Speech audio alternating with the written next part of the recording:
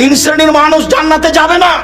তার এক শ্রেণীর মানুষ হচ্ছে যার বাড়িতে বেহায়াই আছে, যার স্ত্রী ইসলামী পোশাক পরে রাস্তাঘাটে বের হয় না, যার মেয়ে ইসলামী পোশাক পরে রাস্তাঘাটে চলে না, সেই দায়ুস তাকে জাহান্নামে যেতে হবে। হজ করলেও, তাহাজ্জুদ পড়লেও, চিল্লা দিলেও কোনো পথ নেই। বিচার বিচার। আর যেদিন বিচার হবে সেদিন কেউ কথা বলতে পারবে না।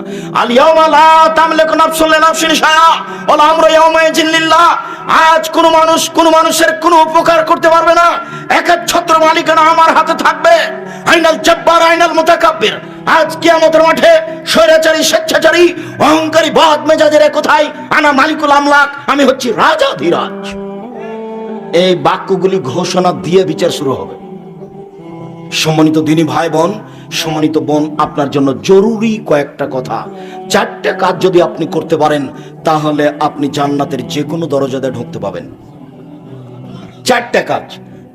এক, সালাত খামসাহা, 5 ওয়াক্ত সালাত আদায় করবেন। 2, সমাত সাহারাহা, রমজান মাসের সিয়াম পালন করবেন।